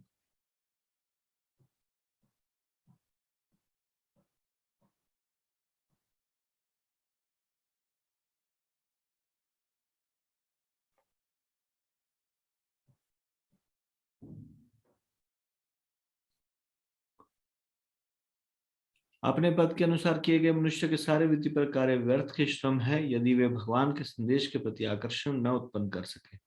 श्रीमद् भागवतम के पहले स्कंद के दूसरे अध्याय का 8वां श्लोक। यदि किसी को भगवान विष्णु अथवा वासुदेव को तुष्ट करने में रुचि नहीं है तो उसके सारे तथाकथित पुण्य कर्म व्यर्थ है। मोघाशा मोघ कर्माणो मोघ ज्ञाना विचेतसा। मोहग्रस्त होने के कारण वह अपनी आशाओं, अपने कार्यों तथा अपने ज्ञान में संभ्रांत रहता है। इस संबंध में श्री विश्वनाथ चक्रवर्ती ठाकुर की टिप्पणी है, नपुंसकम अनुपुंसके नित्यादि नैक्त्वम। पुंसत्वमय और नपुंसक की बराबरी नहीं की जा सकती। आधुनिक मायावादियों में यह कहने का फैशन बन चुका है कि मनुष्य जो कुछ करता है या जिस किसी मार्ग का अनुसरण करता है वह सब सही है, किंतु ये मूर्खतापूर्ण कथन है। यहाँ पर इस वाद की बलपूर्वक पुष्टि की गई है कि जीवन में सफलता की यही एकमात्र विधि है, ईश्वर तर्पणम बिना सर्वमेव विफलम। जब तक भगवान विष्णु प्रसन्न नहीं होते तब तक मनुष्य के सारे पुण्य कर्म, अनुष्ठान और यज्ञ मात्र दिखावा है और उनका कोई मूल्य नहीं होता। दुर्भाग्यवश मूर्ख लोग सफलता के रहस्य को नहीं जानते। नाते विदु स्वार्थ गतिम ही विष्णु। वे यह नहीं जानते कि असली स्वार्थ की परिणति भगवान विष्णु को प्रसन्न करने में है। तस्मात् एतत् व्रतम भद्रे प्रयता श्रद्धया आचर भगवान परितुष्टते वरान आशु विधास्यति। अतएव हे भद्रे, तुम विधि विधानों का दृढ़ता से पालन करते हुए इस अनुष्ठानिक व्रत को संपन्न करो। इस विधि से परम पुरुष तुम पर शीघ्र ही प्रसन्न होंगे और तुम्हारी सारी इच्छाओं को पूरा करेंगे। इस प्रकार श्रीमद् भागवतम के 8वें स्कंद के अंतर्गत पयोव्रत पूजा विधि का पालन करना नामक 16वें अध्याय के भक्ति वेदांत तात्पर्य पूर्ण हुए। तो हमारा ये अध्याय यहाँ पे इस प्रकार से समाप्त हो जाता है। कृपया 16वें अध्याय के पहले श्लोक में पहुंच जाइए।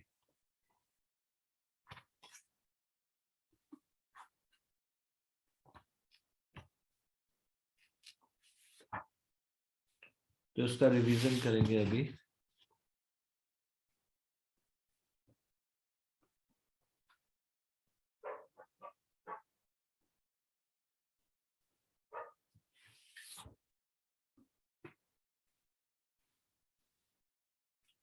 जब देवताओं को स्वर्ग छोड़ना पड़ा, बलि महाराज ने स्वर्ग पर कब्जा कर लिया, तो देवताओं की माता अदिति बहुत दुखी हुई। उस समय उनके पति कश्यप मुनि ने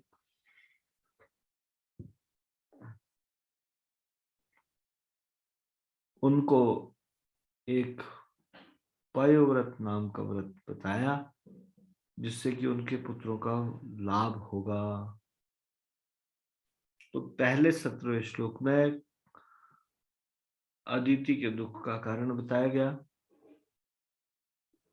पहले श्लोक में बताया गया अदिति के लेमेंटेशन के बारे में। अदिति की क्या स्थिति है, दुखमय स्थिति, इसके बारे में बताया गया। जब देवताओं को उनके पदों से च्युत कर दिया गया, उनके पदों से हटा दिया गया स्वर्ग में, तो अदिति माता ने बड़ा दुख, इस बात का काफी दुखी हुए इस बात से। जैसे कि मान लीजिए कोई उनका रक्षक ही नहीं है, इस भांति। दूसरे और तीसरे श्लोक में बताया कि काफी समय के बाद कश्यप मुनि का आगमन हुआ। जब वो अपनी समाधि से उठे तो वो आए आश्रम में अपने अदिति के पास। जो जब वो आए तो ना वो कुछ प्रसन्न दिखाई दी, ना उनमें कुछ जोश दिखाई दे रहा था। इतने समय के बाद वो अपने पति से मिल रही थी, लेकिन उनके चेहरे में कोई प्रसन्नता नहीं दिखाई दे रही थी।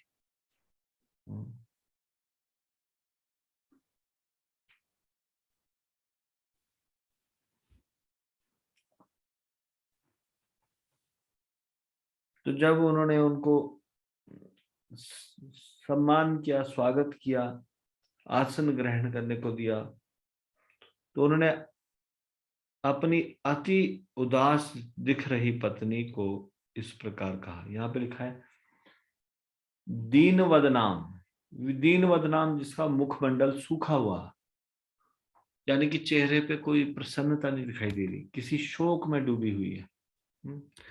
ऐसी पत्नी को उन्होंने फिर संबोधित किया। तो अब चौथे श्लोक से लेकर 10वें श्लोक तक कश्यप मुनि उनके दुखी होने का कारण पूछते हैं। तो चौथे श्लोक में तो वो बोलते हैं कि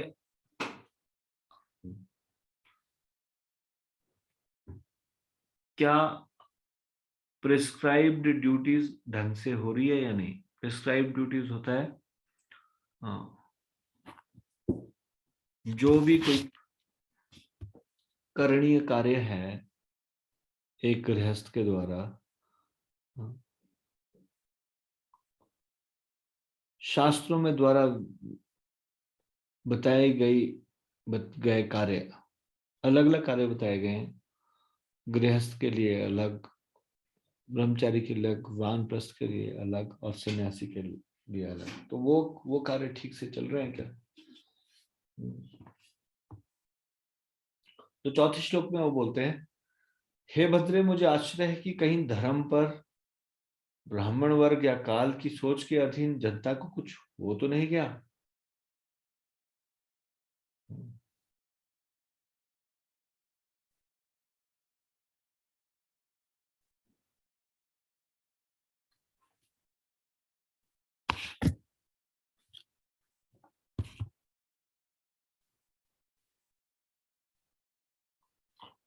अगले 7 श्लोकों तक वो प्रश्न ही पूछते रहते हैं। चौथे श्लोक में ये पूछते हैं, फिर पांचवें श्लोक में बोलते हैं त्रिवर्ग के बारे में।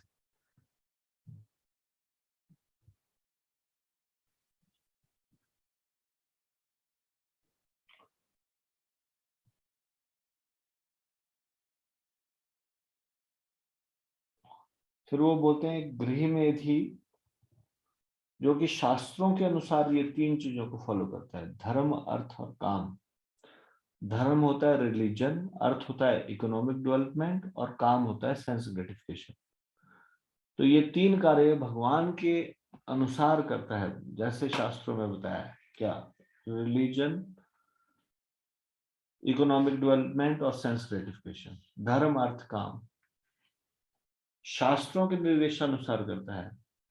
वो एक योगी की भांति है। क्या इन 3 में कुछ प्रॉब्लम आई?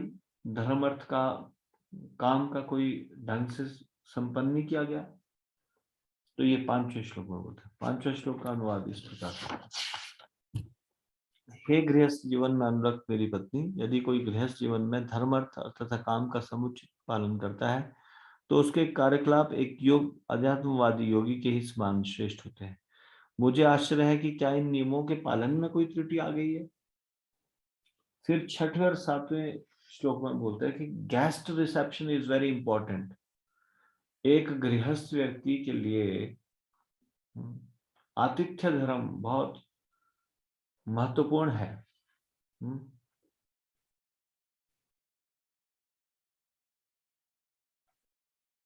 तो अपने परिवार में बहुत आसक्त होने के कारण क्या तुमने अतिथियों की सेवा नहीं की? अतिथि होता है अनइनवाइटेड गेस्ट, बिना तिथि बता के आए। अतिथि, इस तिथि से ही बना है ये शब्द अतिथि। अतिथि मतलब जिसने कोई तिथि बताई नहीं, अचानक से पहुंच गया, वो है। जो बता के आता है कि मैं इस तारीख को आता हूँ, इस प्रकार से वो भी अतिथि ही। वैसे अतिथि मुख्यतः ये है कि कभी भी कोई भी व्यक्ति पहुंच जाए, है ना, अतिथि। तो वो बोल रहे हैं अतिथि की सेवा नहीं हुई क्या ढंग से, या तुमने उसकी उपेक्षा कर दी, तुम और ही चीजों में व्यस्त रही तो वो चला गया नाराज होके, ये कारण है।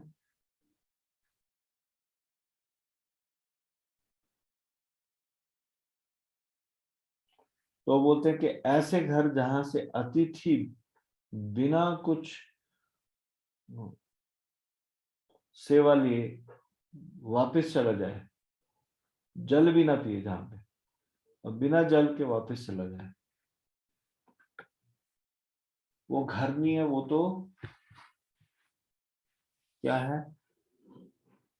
सियारों के रहने के छेद है, जिसमें ऐसे खेतों के उन बिलों के समान है जिनमें सियार रहते हैं।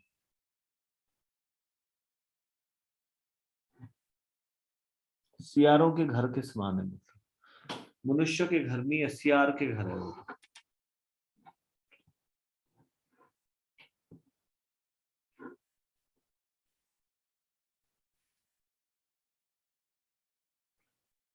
तो ये हाउस होल्डर की ड्यूटी है। इफ समबॉडी इज ए गृहस्था, तो तात्पर्य में बताते हैं प्रभुपाद कि अगर उसका शत्रु भी आए तो भी उसके साथ इस तरह से व्यवहार करें कि वो भूल जाए कि वो कभी उसका शत्रु भी था।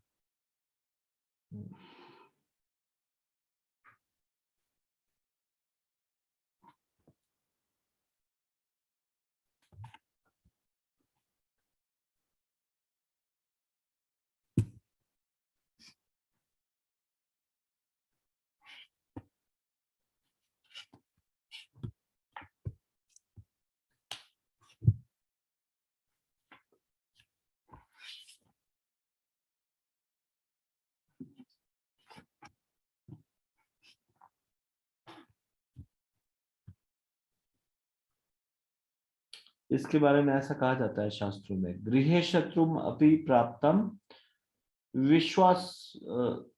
विश्वास्तम अकुतो भयम। अगर गृह में शत्रु भी आ जाए तो भी उसकी इस प्रकार से सेवा होनी चाहिए कि वो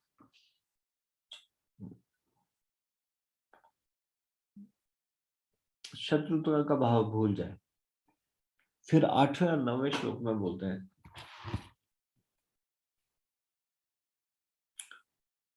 एक गृहस्थ को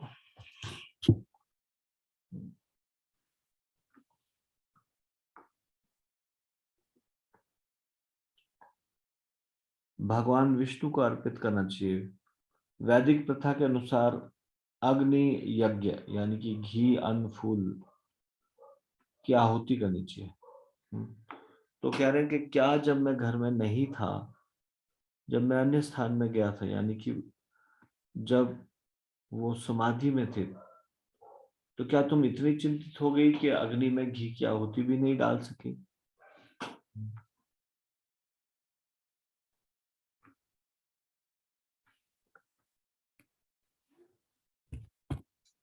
तो क्या ये तुम्हारे चिंता का कारण है?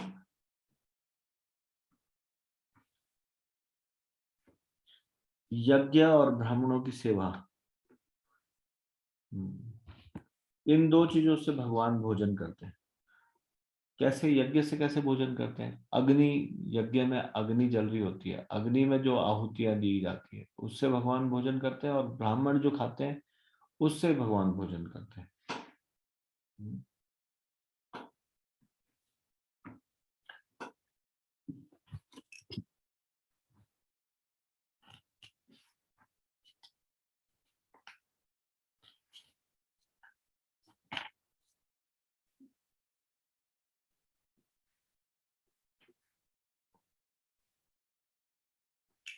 यज्ञ करने से और ब्राह्मणों की सेवा करने से व्यक्ति ऊंचे लोगों को प्राप्त होता है। फिर उसके बाद 10वें श्लोक में बोलते हैं कि क्या पुत्रों के कारण तुम्हारी चिंता है? तो देखिए, वो उन्होंने एक सही अंदाजा लगा दिया, बहुत सारे क्वेश्चन पूछे लेकिन सही जगह पे पहुंच गए। भाई बोल रहे हैं कि ये तुम्हारी चिंता का कारण है, क्या तुम्हारी चिंता का कारण है? तो 10वें श्लोक में बोलते हैं, हे मनस्विनी, तुम्हारे सारे पुत्र कुशल पूर्वक तो है, तुम्हारे म्लान मुख को देखकर मुझे लगता है कि तुम्हारा मन शांत नहीं है। ऐसा क्यों है? तो अब इन 7 श्लोकों में कश्यप मुनि जी ने एक के बाद एक ये प्रश्न पूछे।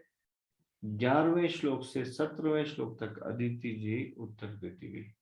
अदिति तो 11वें श्लोक में पहले उन्होंने बोलते हैं कि ये सब तो ठीक है जो आपने पहले कहा, ब्राह्मणों के संदर्भ में गाय, धर्म, औरों के लिए परोपकार, त्रिवर्ग, ये सारे चीजें तो ठीक है। 11वां श्लोक क्या है? अदिति ने कहा, हे मेरे पूज्य ब्राह्मणपति, ब्राह्मण, गाय, धर्म तथा अन्य लोग सभी कुशल पूर्वक है। हे मेरे घर के स्वामी, धर्म, अर्थ तथा काम, ये तीनों गृहस्थ जीवन में ही फलते फूलते हैं, जिसके फलस्वरूप यह जीवन सौभाग्य से पूर्ण होता है। फिर 12वें श्लोक में होता है कि मैं इन चीजों का बहुत ध्यान दे रही हूं। अग्नि यानी कि प्रतिदिन अग्नि की पूजा, या फिर भोजन अर्पित करते हैं अग्नि को ना, एक गृहस्थ व्यक्ति। तो बोल रहे हैं कि ये अग्नि का, अतिथियों का, सेवकों का, भिखारियों का, इन सब का मैं उचित समुचित ध्यान रखती हूँ। तो क्योंकि मैं आपका सदैव चिंतन करती रहती हूँ, अतएव धर्म में किसी भी प्रकार की उपेक्षा की संभावना नहीं। यानी कि आपका चिंतन करती हूँ तो आपका उपदेश याद आते हैं, और ये आप, इसलिए मैं इन सब की कोई भी उपेक्षा नहीं करती। फिर 13वें श्लोक में बोलती है,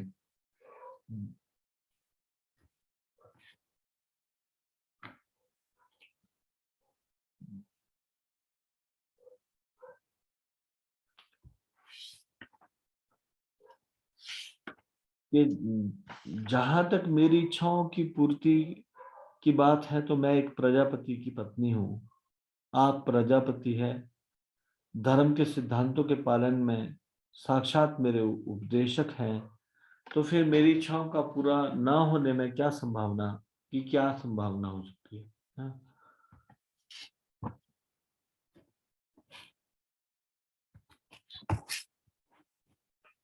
अब वो इंडिकेट करती है कश्यप मुनि को कि वो अपनी चिंता से मुक्त हो सकती है अगर कश्यप उनके ऊपर कृपा करे। तो पहले इस तरह से बोल रही है कि जिसके पति आप हो, जिसके गाइड आप हो, आप मेरे स्वामी हो, आप मेरे साक्षात मेरे उपदेशक हो, तो आपके निर्देशन में जब मैं कार्य करूं तो ऐसा, तो मेरी इच्छाओं के पूरा होने में क्या रुकावट हो सकती है? तो अब 14वें श्लोक में अभी मेन मुद्दे पर आती है, अभी वो बताती है। पहले उनको ये 15-16 में मेन मुद्दे पे आती है। 14वें श्लोक में वो बोलती है, इंडिकेट ही करती है पहले, आपने जितने भी संतानों को उत्पन्न किया आप सबके प्रति बराबर हो, चाहे वो देवता है चाहे असुर, जो 3 गुणों से प्रभावित है। हालांकि भगवान भी सब के प्रति बराबर है, इक्वल है, परंतु वो भी अपने भक्तों के प्रति थोड़ा सा फेवरेबल रहते हैं। यानी कि अदिति इंडिकेट कर रही है कि देखो, आपको भी ये भगवान के भक्त यानी कि मेरे पुत्रों के प्रति थोड़ा सा फेवरेबल होना चाहिए। अभी डायरेक्ट नहीं कह रही, इनडायरेक्टली उनको इशारा कर रही है इस बात से। वो बोलते हैं, हे मरीचि पुत्र, आप महापुरुष होने के कारण असुर और देवताओं के प्रति संभाव रखते हैं। यानी कि असुरों का पक्ष ले, इसको तो नलिफाई कर रही है ये बोल के कि आप महापुरुष हो, आप दोनों के प्रति समान रहते। लेकिन फिर अगली लाइन में बोल रही कैसे मेरे पुत्रों को फेवर करें, पहले तो उनको फेवर नहीं करें, इसलिए बोल रही आप महापुरुष हो, ऐसा नहीं है कि आप उनको फेवर करोगे, असुरों को।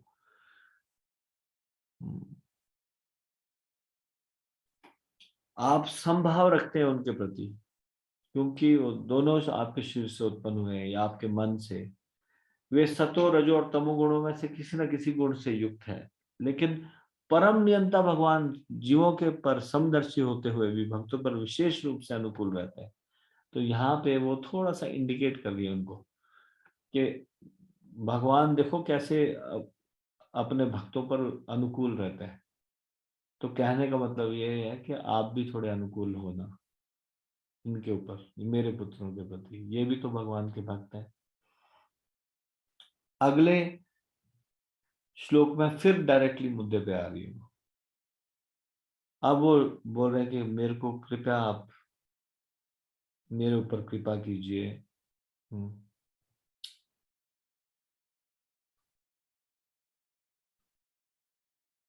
आप अपनी इस दासी पर कृपा कीजिए। अतएव हे भद्र स्वामी, अपनी दासी पर कृपा कीजिए। हमारे प्रतिद्वंदी असुरों ने अब हमें ऐश्वर्य तथा घर बार से विहीन कर दिया है, कृपा करके हमें संरक्षण प्रदान कीजिए। Kindly favour me, I am your maid servant, इस तरह से वो बोल रहे मुझे। उन्होंने, असुरों ने सारा ऑपुलेंस ले लिया, हमारे रेजिडेंस भी ले लिया, यानी कि देवताओं का। और सब चीजें उन्होंने अपने कब्जे में कर ली और हमें निकाल दिया। हमारे अत्यंत शक्तिशाली शत्रु असुरों ने हमारा ऐश्वर्य, हमारा सौंदर्य, हमारा यश, यहाँ तक कि हमारा घर भी हमसे छीन लिया। दरअसल हमें अब वनवास दे दिया गया है और हम विपत्ति के सागर में डूब रहे हैं। अब 17वें श्लोक में फिर वो बोलती है,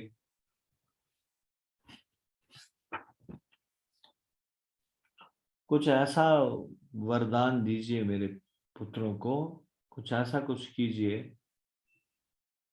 कि वो अपनी खोई हुई वस्तुओं को फिर से प्राप्त कर सके। हे श्रेष्ठ साधु, हे कल्याण करने वाले परम श्रेष्ठ, हमारी स्थिति पर विचार करें और मेरे पुत्रों को ऐसा वर दें कि जिससे हम अपनी खोई हुई वस्तुएं फिर से प्राप्त कर सकें। तब 18 से 21 श्लोक में कश्यप मुनि बताया जा रहा है कि कश्यप मुनि अदिति को सलाह देती है भगवान विष्णु की शरण में जाने का, विष्णु की भक्ति करने का। तो ये 18वें श्लोक से आगे की चर्चा इसका रिवीजन हम अगले लेक्चर में करेंगे। अभी इसको हम यहीं पे विराम देते हैं। श्रीमद् भागवतम की जय, श्रील प्रभुपाद की जय, निताई गौर प्रेमानंदे, हरि हरि बोल। आज की चर्चा में से यदि आपका कोई प्रश्न है या आपकी कोई टिप्पणी है, कृपया हाथ खड़ा कीजिए।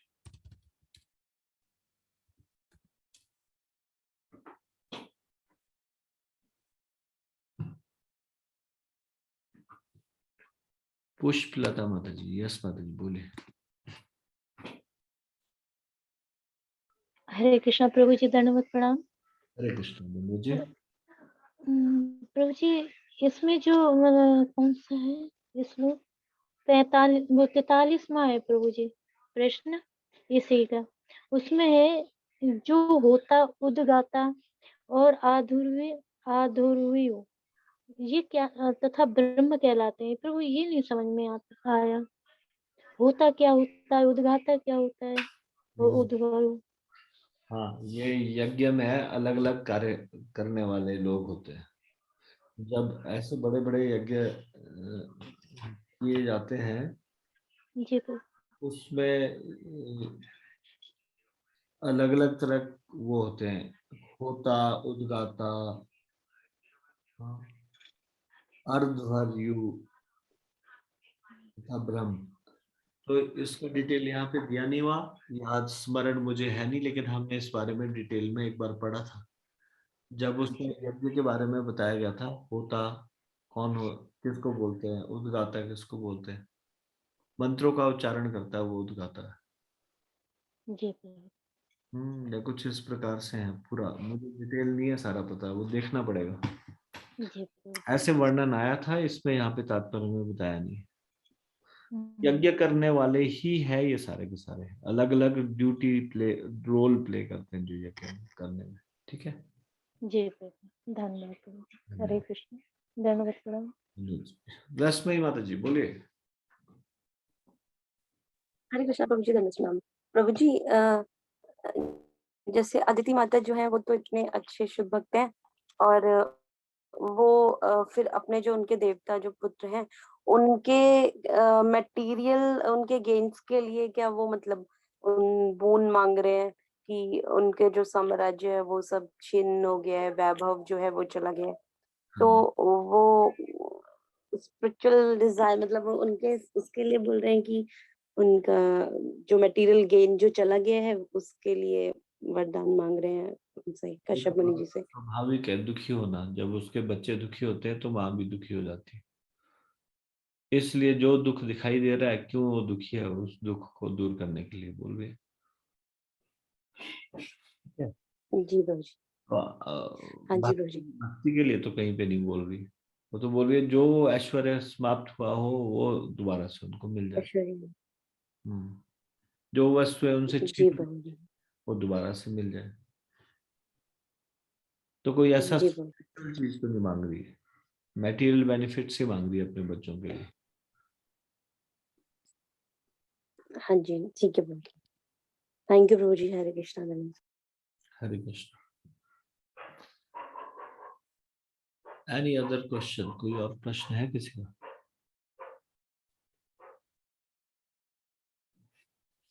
ठीक है, तो हम इसको यहीं पे विराम देंगे। श्रीमद् भागवतम की जय, शिल प्रभुपाद की जय, निताई गौर प्रेमानंदे, हरि हरि बोल।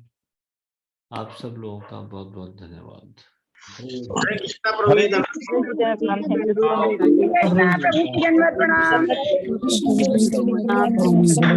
कृष्णा प्रभु जी धन्यवाद।